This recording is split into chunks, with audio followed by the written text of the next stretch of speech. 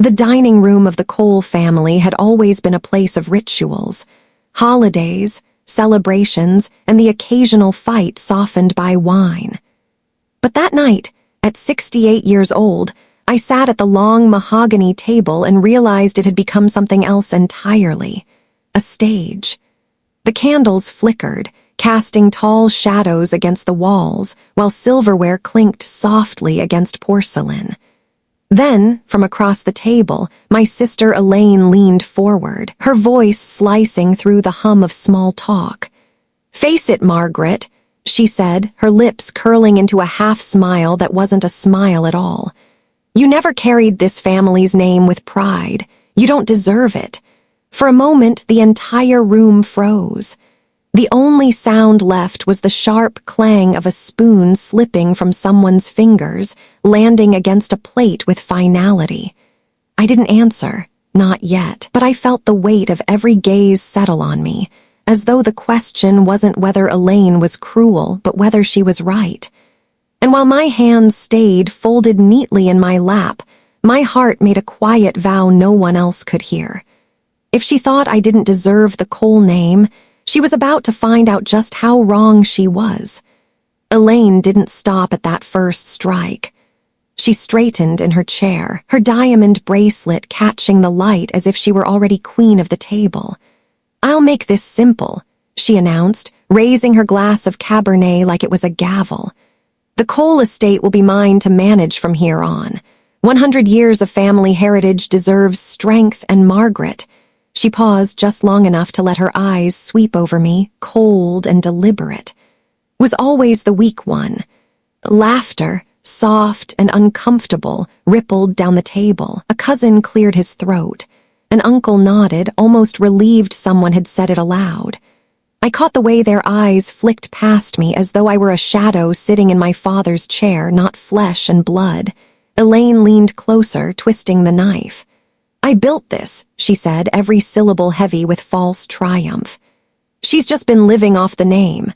For a heartbeat, the room seemed to agree, heads bowed, glasses tipped. And in that silence, I felt it, the cruelest wound of all. Not just Elaine's words, but the way my family accepted them, erasing me while I was still sitting right there. I didn't argue. I didn't rise. I let their judgment wash over me like fire over stone, because deep inside, something had shifted. Elaine thought she'd buried me with her words, but all she'd really done was uncover the truth I had carried for decades. The wine on the table blurred before my eyes, and for a moment, I wasn't 68 anymore. I was 20 years old again, standing barefoot in the cold concrete halls of the winery the night after my father's funeral. The vines outside were withering, the accounts nearly empty, and the bankers whispered the word foreclosure like it was already written in stone. But I refused to let the Cole estate die.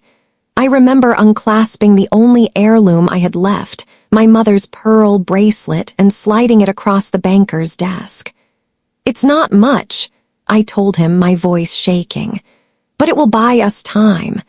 Time I paid for with more than jewelry."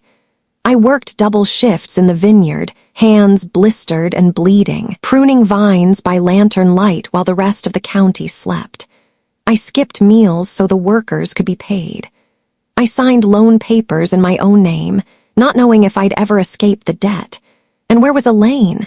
Paris, sending postcards of champagne glasses and ballroom gowns while I was patching leaky barrels with my bare hands. No one at this table tonight remembers those years.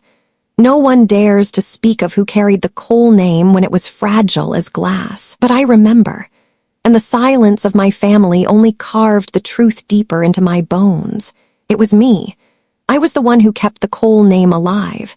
That night, after the dinner ended and the laughter faded down the hallway, I stayed behind. The table was still littered with wine-stained napkins and half-empty glasses. I sat in the silence, my hands folded, until the weight of Elaine's words no longer stung, they sharpened. I didn't argue with her. I didn't raise my voice. Instead, I went back to the place I had avoided for years. the old storage cellar beneath the vineyard house. The wooden door groaned as I opened it, dust swirling in the air like ghosts of the past. There, in a rusted trunk tucked beneath canvas tarps, I found what Elaine had hoped the world would forget. Inside were the ledgers, faded ink, yellowed pages, showing every dollar I had poured into the coal estate under my name. Receipts of loans I had taken in my 20s, checks I had signed to keep the workers fed when the harvest failed. And then, the letters, tied with a thin, fraying ribbon, still carrying the scent of old tobacco.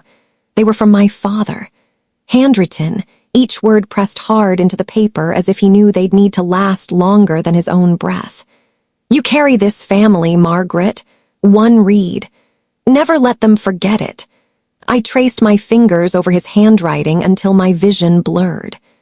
The next morning, I carried the documents in a leather folder and walked into a law office downtown. The young attorney looked surprised when I laid the papers on his desk. "These," I told him, my voice steady, "were hidden.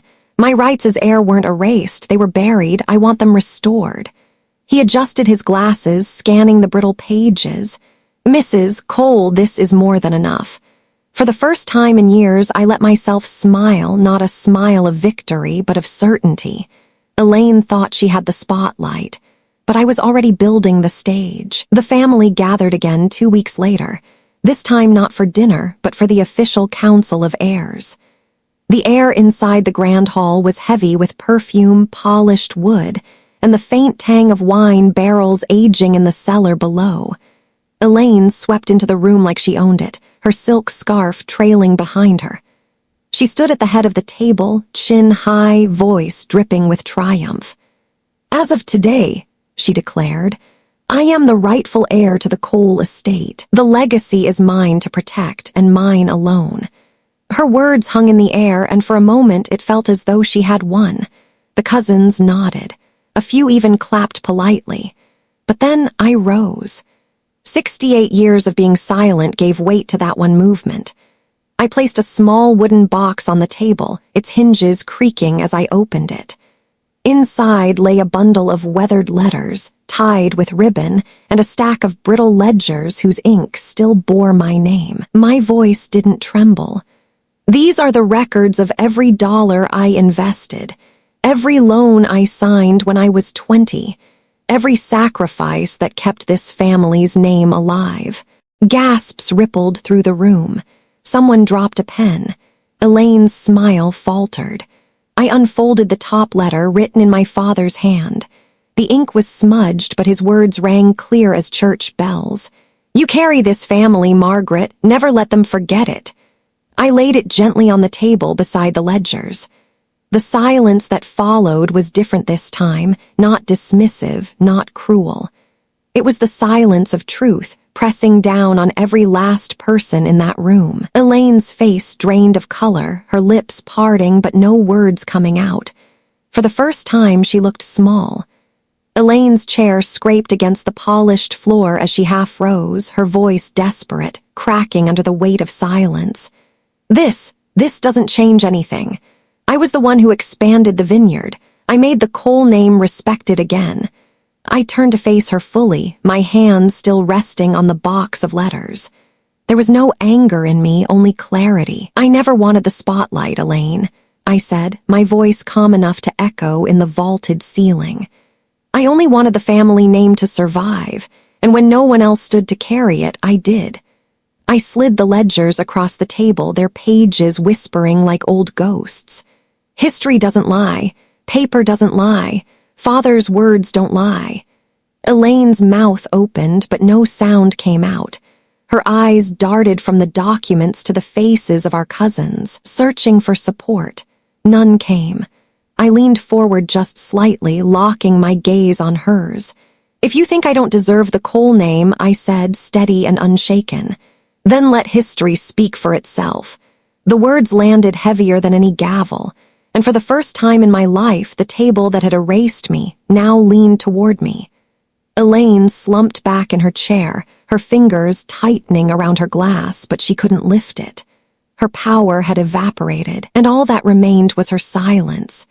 The air in the council hall thickened, heavy with shame and revelation. No one dared look at Elaine now. Her earlier confidence had drained from her like spilled wine, leaving only the hollow echo of her claims. One of the elder cousins cleared his throat. "We've seen the truth," he said, his voice solemn. "The records speak louder than any of us can. Margaret kept the Cole name alive when it was nearly gone." One by one, heads nodded. The murmurs grew into a steady wave of agreement. The family council called for a vote. Slips of paper passed hand to hand, folded, dropped into a wooden box. The sound of each ballot landing was soft, but to me it was thunder. When the final tally was read, there was no contest. The estate, the legacy, the family name itself, it was entrusted to me. Elaine's hands shook as she gripped the table, her knuckles white, but no one moved to comfort her. No one defended her. I rose slowly, not in triumph, but in resolve. "The Cole name," I said, letting my gaze sweep the room, "belongs to those who honor it, not those who exploit it."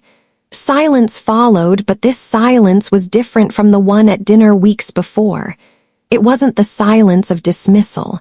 It was the silence of respect. Elaine stood abruptly, her chair screeching across the floor. Without a word, she walked out, her heels echoing like fading gunshots down the hallway. I didn't watch her leave. My eyes were on the family crest that hung above the fireplace, gleaming in the dim light. For the first time in decades, I felt its weight not as a burden, but as something restored.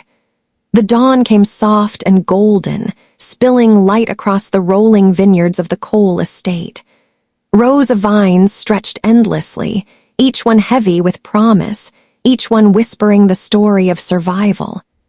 I walked slowly between them, my hand brushing over the leaves, fingertips grazing the clusters of grapes warmed by the morning sun. The soil was cool beneath my shoes, but the air carried the sweet scent of ripening fruit, alive, enduring, eternal. Ahead, the winery stood tall, its stone walls glowing in the early light. Cases of wine lined the entryway, each bottle proudly stamped with the crest of our family name, Cole Estate. A name nearly stolen, now reclaimed. I paused, standing alone in the vineyard that had once nearly broken me. For the first time in my life, I did not feel erased. I felt rooted. My father's words echoed in my mind as the breeze lifted through the valley. "You carry this family, Margaret. Never let them forget it." I smiled, not for victory, not for revenge, but for peace. And as the camera pulled back, framing the vast vineyard under the rising sun, my voice carried one last truth.